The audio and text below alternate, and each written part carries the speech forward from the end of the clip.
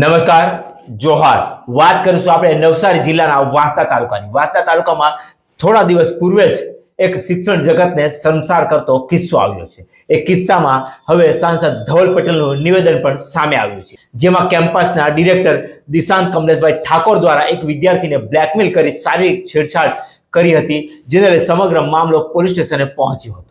જ્યારે પણ આવી ઘટના થતી હોય છે ત્યારે રાજકીય માહોલ ગરમાતો હોય છે. શારીરિક છેડતી કેસમાં પ્રથમ વખત કોઈ રાજકીય નેતાનું નિવેદન સામે આવ્યું છે. જ્યારે પણ આવી ઘટનાઓ થતી હોય છે ત્યારે સાંસદ ધવલ પટેલ બધી જ જગ્યાએ પ્રથમ પહોંચી જતા હોય છે અને વાંસદા ખાતે પણ એવું જ બન્યું છે. વાંસદામાં અત્યાર સુધીમાં કોઈ પણ નેતાએ નિવેદન આપ્યું નથી. ધરમપુર જ્યારે ઘટના બની, દીકરી સાથે ઘટના બની, ત્યારે પણ સાંસદ ધવલ પટેલ પહોંચી ગયા અને એમણે પણ ત્યાં પણ નિવેદન આપ્યું હતું અને આરોપીને પકડવા માટે કોઈ પણ કસર છોડવામાં આવશે નહીં એવું ત્યાં પણ કહેવામાં આવ્યું હતું.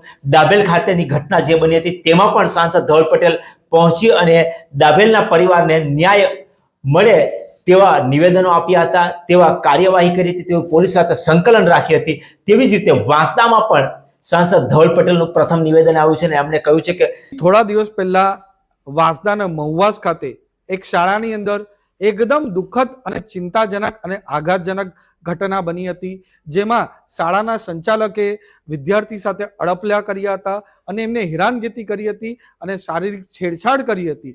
એ વસ્તુની જાણ જેવી રીતે મને થઈ, તરત જ અમારા નવસારીના એસપી અને અમારા વિસ્તારના ડીવાયએસપી ગોહિલ સાહેબ સાથે સંકલન કરીને મેં ડીવાયએસપી ગોહિલ સાહેબ અને લોકલ પોલીસને સૂચના આપી હતી કે આરોપીને કડકથી કડક સજા થાય એના માટે પૂરો પ્રયાસ કરવાનો છે. અને અમારા ગોહિલ સાહેબ જે અમારા ડીવાયએસપી છે એમણે પણ જાણ કરી કે એ આરોપીને પકડી લીધા છે, એમને જેલ મોકલી દીધા છે અને 4 દિવસના રિમાન્ડ પણ એમના મંજૂર થયા છે અને સાથે સાથે એમની પર પોક્સો અને શારીરિક છેડતીના ગુના પણ લગાડી દેવામાં આવ્યા છે. અને આ જ રીતે અમારે આગળ પણ જ્યારે ધરમપુરમાં આવી રીતની ઘટના બની હતી, આ જ રીતની ઘટના ડાંગમાં પણ બની હતી, ત્યારે પણ મેં વચ્ચે પડીને પોલીસને સૂચના આપી હતી કે કડકથી કડક સજા થાય, જેનાથી આરોપી છૂટી ના શકે ને આરોપીને પણ જલ્દીથી જલ્દી અને કડકથી કડક સજા થાય એના માટે પૂરો પ્રયાસ કરવાનો છે.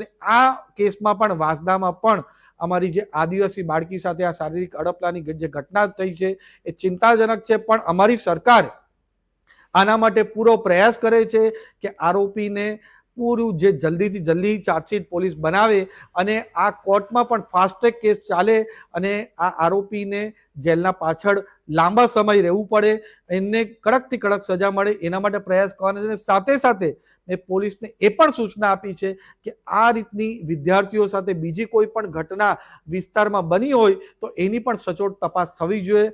પાછો હું વિશ્વાસ અપાવું છું કે અમારી સરકાર ચાહે ડાંગ હોય, ધરમપુર હોય, વલસાડ હોય કે વાંસદા હોય, આ રીતની હરકત કોઈ પણ આરોપી કરશે, કોઈ પણ સમાજનો હોય, કોઈ પણ ધર્મનો હોય, તો અમે છોડશું નહીં.